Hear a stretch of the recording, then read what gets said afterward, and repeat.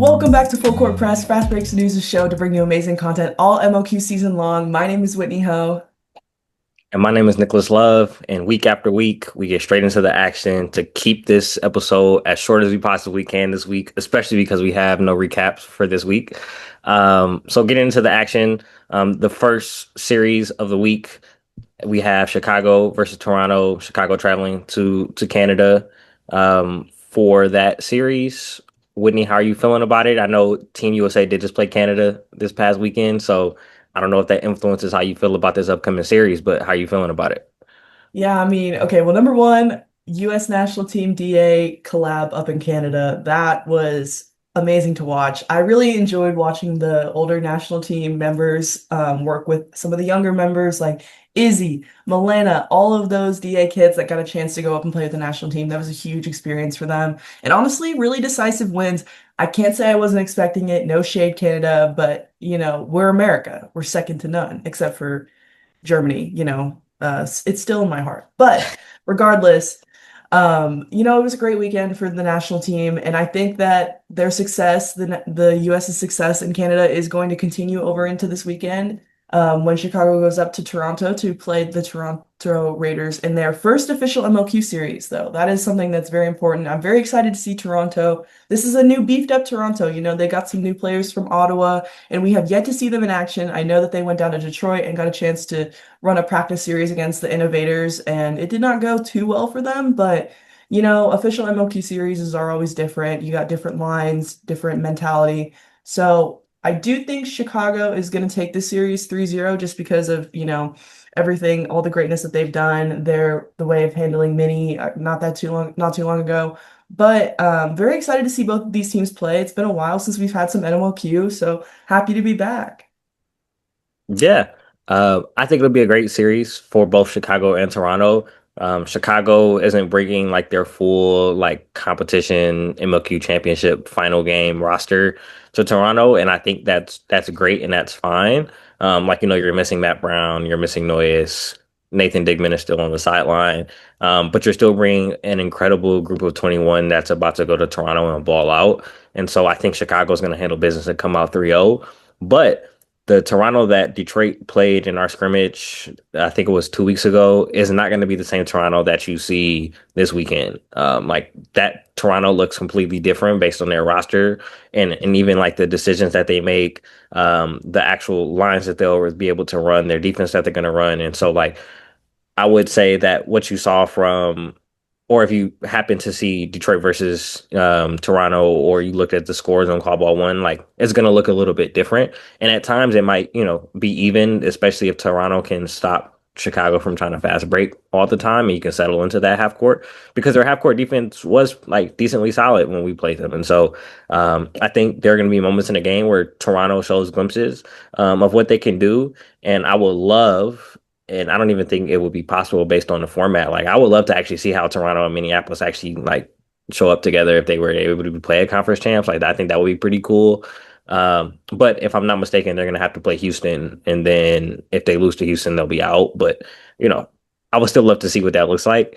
But yeah, I think 3-0 sweep, keeping it simple. You know, you tried kind of, but we'll see you all in Eastern Central Conference Championships against Houston, against a team that's looking to punch up, and maybe you can come into that series and show Houston what's the business. So Yeah, definitely. I think this weekend we're going to see a lot of individual and great individual performances, especially from Chicago.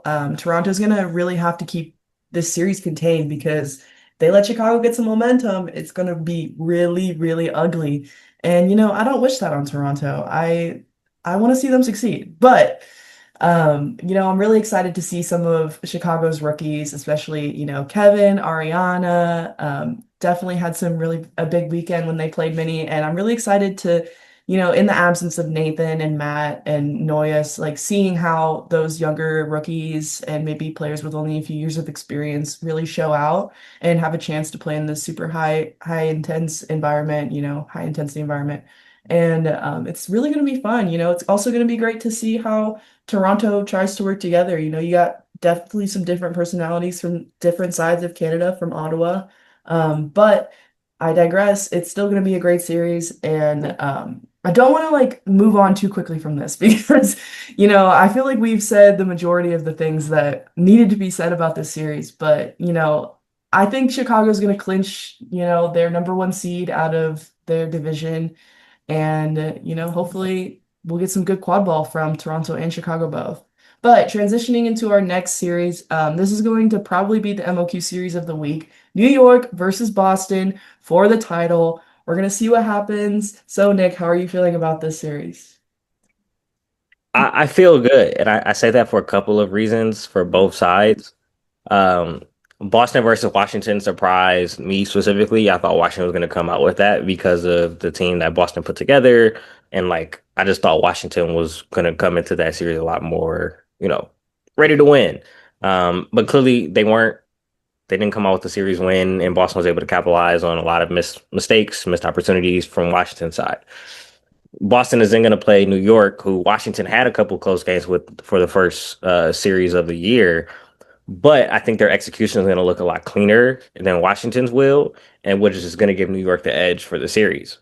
That being said, there were moments in time where New York decided to slip or they faltered, they got into ref calls, things of that nature, where Washington was able to stay in the game a lot. If that continues to happen, I could easily see a possibility where Boston comes away and they get a game away from New York, especially if they can get a catch off because they were able to catch in all three games against Washington. Is it going to be tough? Yes, but I still think it's possible for Boston, and I would love to be for Boston to be able to show. Watching tea time a little bit earlier, coaches poll had them at 4. You stayed at 5 in the fast break news poll. Like we believe that Boston is a great team and can play great quad ball, and so New York is number one in our poll as well as the coaches poll. So like you're playing the number one team in MLQ currently. Like can you take a game off them and show that like Titans can bleed too? I think you can. I think there's a possibility where you can. But if I'm a betting man, I'm still going to put 3-0 on New York and think that they're going to come away with the sweep just because I think their execution is going to be a lot cleaner than yours at the end of the day and about who can finish goals when it matters. And I think that is going to New York. But if it's 2-1, I'm not surprised. Yeah, I'm gonna echo that. I also think it's gonna be a 3-0 win for New York. And I don't wanna again, okay, Boston, I was unfamiliar the first week. I'm familiar now. However, and I don't want to keep harping on the same point because everyone's like, oh, Max and Lulu, Max and Lulu. Boston doesn't have Max and Lulu. What are they gonna do? They proved that they don't need Max and Lulu to take games off of high opponents, Like Washington, they're no slouch. We've been, spending a lot of time saying, oh, Washington, you need to get it together. But they're still ranked pretty high in our fast break news poll, and we still think that they're a very good team. And Boston, their performance was wonderful. However, I do think that the beater depth is just going to be the biggest factor in these games. I mean, obviously you have chaser superstars like Leo, Lindsay, and Molly, and we'll talk about our fantasy lineups later in the episode. But the beater depth is just going to be huge for both New York and Boston. And I'm looking at the rosters right now. And, you've got names on New York like Tate K, Christian Barnes. Those players have a lot of experience. They played in high moment games, USQ finals, MLQ finals. They have the experience. And, we saw Boston play Washington struggling with control. They've got some younger beaters in there. And while those beaters did amazing against Washington, if not having control, is that going to be the nail in the coffin for Boston this weekend? We're going to find out and see. You don't need control to win. And I don't know if you guys watched Texas State versus Illini USQ semifinals 2026, but we didn't have control like almost the entire game, and we still won. Like, you don't need control to win. It's more of just, the chemistry between your beaters and your chasers, making sure everyone's on the same page and not letting teams shove hard transition moments down your throat and all of a sudden you're down 5 goals. So if Boston can really keep this contained and really work together with their beaters and their chasers, I don't see why they can't take a game off of New York, especially if, New York doesn't come out the way that everyone is expecting them to. But only time will tell. So keep your eye on New York for that really, really intense and awesome matchup as we finalize that division. We're finalizing 2 divisions this weekend. We will wait on the Frontier division until next week. But we're going to have 2 new champions and very excited to see how they are. So, Nick, do you have any hot takes for this upcoming week? Um, two hot takes. The first one is actually quad ball related. We were talking about like this is a defining moment for New York because they played Washington and now they're getting to play Boston. And then if they come out one out of this division, you would kind of think that when it comes to Eastern Conference championships, that like they should be able to just run the gambit and then come out with the number one seed going in MLQ champs. If Boston strikes and they drop a game, like there are going to be a lot of question marks around will New York be able to take on Chicago? Will they be able to take on San Antonio? Will they be able to take on Kansas City? Right. And these question marks, are going to get to players. They're going to get to coaches. They're going to get to Jack Levy. They're going to get to him. Right. Jack is going to be up at night thinking about it like, dang, like we didn't sweep them. And Mm. so I think this is a defining moment for New York to be able to say, like, if we come out and sweep New York, I mean, we sweep Boston, we're smooth sailing. We're in a great position to finish out the season and be where we want to be at the end of the season with medals around our necks. But if you don't win and you drop a game, there are going to be some question marks. And so, no pressure. Just go win games. Just go win games. Second one, like I think Belgium, like quad ball World Cup, like we gotta. I I think we're second to them too. Like Dude, we might just be third. Like that's I kind don't of even want tough. to talk about that, dude. That was the worst performance I think I've ever seen. Like from, okay, well, I've been watching US national team men's soccer for a really long time, so I will not say it was the worst performance that I have seen from them because Lord, I was fans of them back in like 2017. So I've seen it all. But I was just so disappointed, man. Like I thought we actually had a chance to, give it a good game. We just got shit on, bro. Like it was, oh my God. But in tandem with the World Cup, I don't want to talk too much about the national team, the US national team, because I actually will get upset. But I want to say I talked about this a couple days ago about PKs. Okay. I have very strong feelings about this. I think that unless you have a center back that is your guy for PKs and is willing to go up there, take a PK, buries it every single time, knows how to take a PK, because yes, there is a way to do it, and you do need to know how to do it. If you don't have one of those center backs, a center back should never be taking a PK, guys. Okay. I'm telling you, center backs, I love you guys. Okay. I love my defense. I was a goalkeeper for how many years? But that's why I feel like I have the authority to say this because defenders are so used to, clearing the ball, making defensive moves. You shouldn't put a player like that in front of the goal and force them to put a shot on goal in crunch time. I looked at some of the statistics for the last knockout penalty shootouts, and I'm pretty sure half of all of the missed PKs taken in the knockout rounds were from center backs, and 80% of them were from defensive players. We can't be doing this, okay? This is a World Cup. We can't be doing this. If you don't have five players on a national team, five attacking players, forwards, midfielders, whatever, if you don't have five of them that can confidently step up, take a PK, and put it on target, you don't have what it takes, okay? And that is my hot take of the week, I guess. Yeah, I mean it's tough because like when we were talking about it, I think like there's just some like forwards that like they're just like they're attacking all game. They're missing their opportunities on goal. Like they're getting saved. Like maybe they shank a few and they're just like in their head and they're just like I don't feel comfortable, right? And I just think like I was a defender in soccer. Like I played left back, I played a little bit of center back. Like you have to have composure all the time because if you make a mistake, that's a goal. Like you just have to play perfect. And so like just go take a PK. It's like, okay, like I gotta do what I gotta do to put ourselves in a position to win. But some attackers, they just don't feel like that. Like they get in their head. And I understand, but if you're not in your head, I don't want you taking it.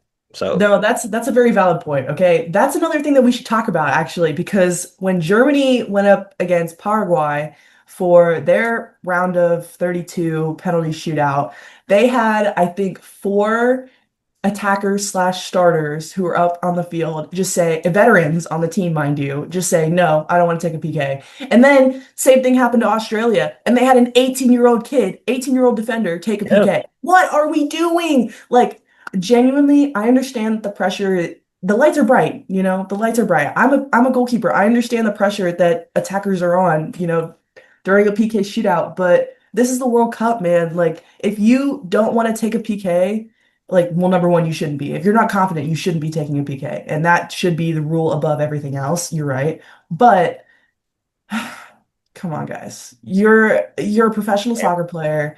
You play soccer for the entire year for I don't even know how many years. You don't do anything else besides play soccer and stay in shape to play soccer, and you can't score a PK. Like, The yeah. lights get too bright for some teams, man.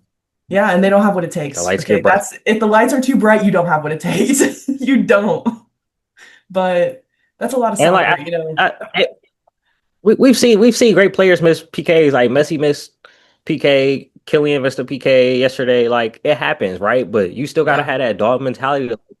If it happens again, I'm going up to take that next one. And just some Yeah. people don't have that in them. And that's okay. And another important thing about the Messi and Mbappe, well, okay, I'm just going to talk about the one that Messi missed a couple days ago and the one that Mbappe missed yesterday. But both of those were on target. Okay, that is Yeah. another thing. If your PK gets saved, oh well, you know what? More power to the goalkeeper. They saved a PK. That is a big deal. But at least put it on target. Okay, like if you're sailing it over, putting it wide, you're 12 yards out from the goal, okay? Like I know the goal doesn't look so big once you're up there, but still, like I don't know. Maybe I'm just saying all this because, I have a lot of experience saving PKs and managing that energy because it is mind games. At the end of the day, you do have to play mind games, but I just would like to say that I never shied away from taking a PK in a shootout when asked, and I don't think I've ever missed one. So, what can I say? Okay. Talk your stuff. Talk your stuff. This Yeah. is a great opportunity to transition into talking our stuff for fantasy this week, which should be an Yes. incredible week of quad ball in deciding who's going to be rostered on all of our teams. We've already seen, because we were talking before the episode, of players that are rostered that aren't playing this weekend. I'm still confused, but to each their own. That helps me at this point. I tried to help you all by saying not to roster people until the rosters came out. That's one more person that's below me on these rankings. But Whitney, let me know what's your fantasy lineup for the week. Well, I I was gonna say that I had a lot of trouble with this one, but I really didn't. I had this done, I think, in like the first look that I had at who was playing this weekend. And it sucks because I don't want to pick all of my players from one team. I try and use all four teams if I can. Like if there's two series going on, I try to use as many players as possible from different teams. But I will say though, this weekend I did stray a little bit from that. And you know what? I'm not sorry about it. I'm going for top 10, and I'm hoping that these players can give me the points I need to make the top 10. For my chasers, I am going to start off this lineup with the Leo, Lindsay, and Molly trio. I feel like I have to. I didn't do fantasy for the first week, and I didn't get a chance to put Leo, Lindsay, and Molly on a line together and, reap the rewards. And I've been talking about the three of them all season long, including last USQ season. So putting my faith in those three. Hopefully they have a big weekend. My fourth chaser, however, that is going to round out my lineup is going to be Liam Zock. I'm very excited for them. Last week or last time Chicago played, they had an amazing, amazing performance. 7 goals, 10 assists. Wow, like amazing. And I'm really hoping that their dominance can, kind of continue, especially playing Toronto. I'm really hoping for, big minutes. So please, Tad Walters, please put Liam in so they can rake in the fantasy points.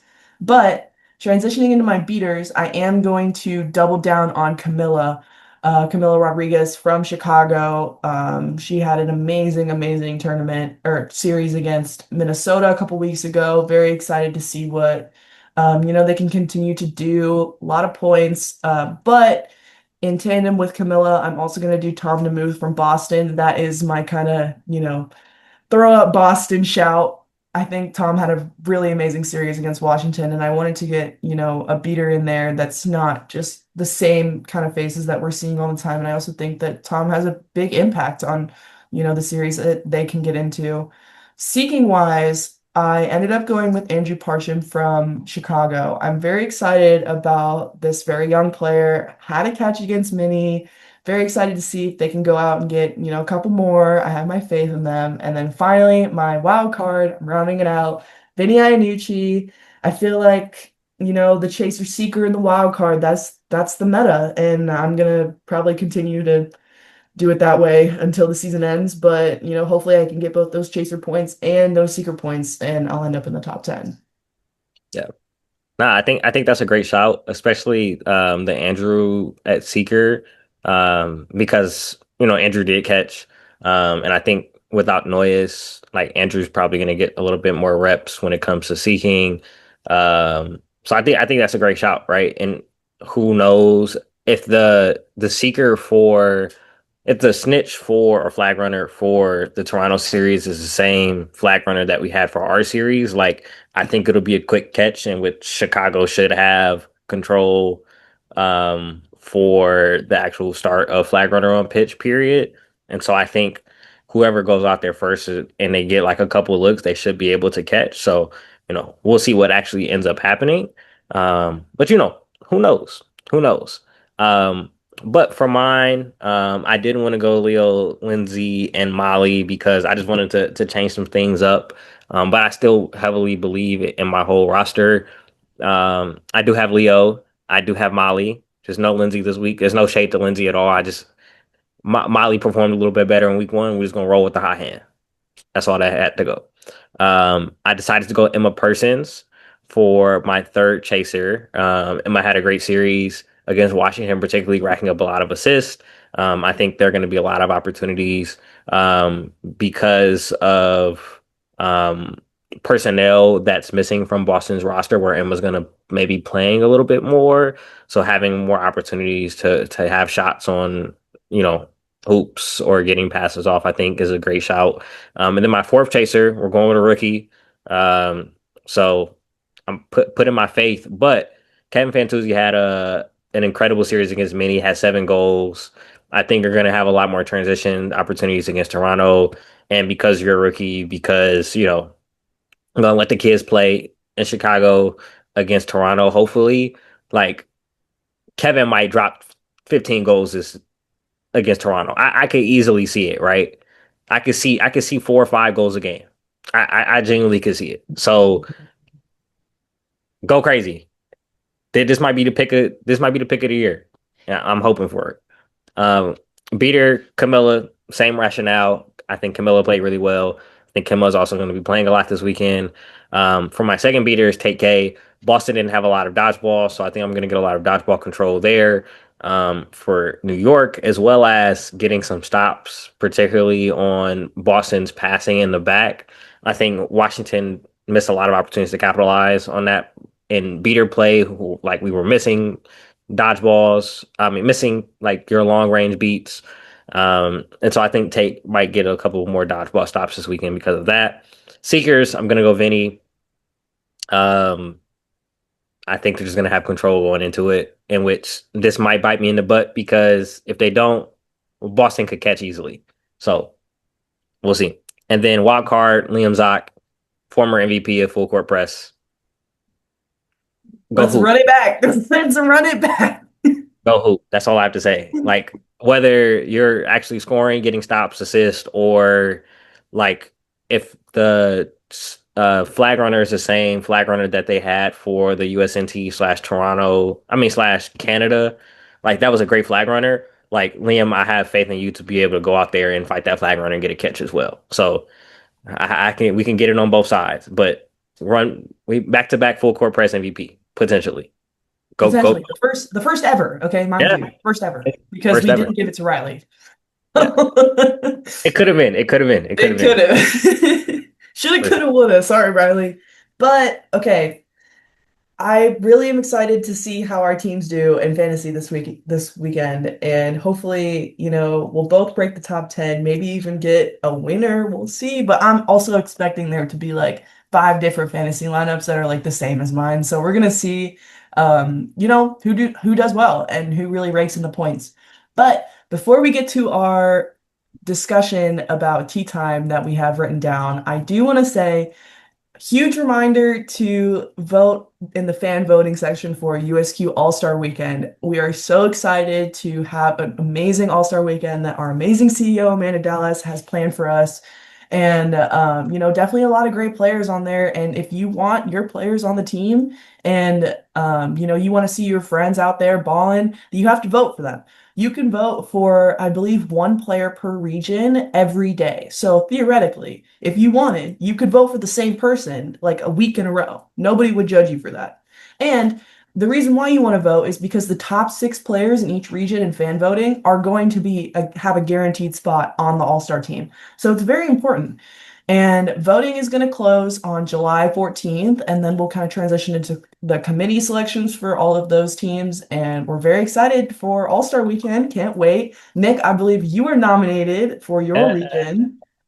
Yeah, I don't know who did it, but I appreciate it. I'll be there regardless, enjoying the beautiful claw ball that's happening. But if you slide me a vote, I appreciate the love. I know I'm voting for my particular people. Ty Viegas, like I'm slamming it every day. You're gonna be an all-star, and I'm slamming votes Yeah. all day. We need All more day. energy like that from other people, okay? We need you voting, okay? We want to see the people. We want to see the parity. We want to see what the people really think. That is the mantra of our show, you know? What do you really think? We want to see parity. I want to see different people. The young and fresh quad ball voices. Yes, exactly. Exactly. Also gets us into our last moment of the day. I said this in the first episode is that one of the things that I look forward to every Friday is my Friday tea time. I love Quabot Media. Just like what are people saying? They reviewed the coaches poll that came out with tea time. You should go over there and watch on the MLQ network. We love Quabot Media no matter who they are. Yes. And then they also reviewed our fast break news ranking poll. And then Teddy Costa said that Fast Break News has been doing some great work, top five in quad media, in which I have then a question, who are the other four? I would love to know. No, I was shocked when I heard that. Top five? Are you kidding me, bro? The disrespect is insane, okay? The disrespect of Fast Break News is insane. I would love to know. Drop in the comments. Who are the other four? Give me four best. I don't believe I'll stack it up. Not even Hmm. close.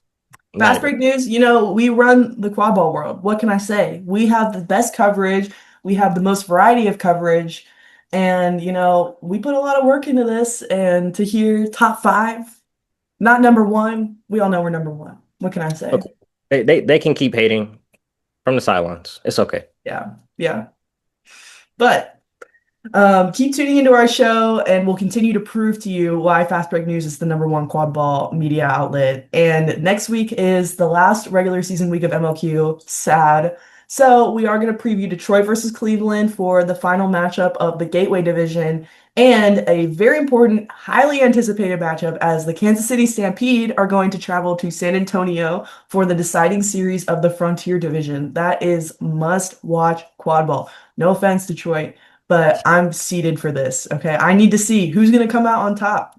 We got a lot of different opinions. We're going to find out this next weekend. 100%. Yeah.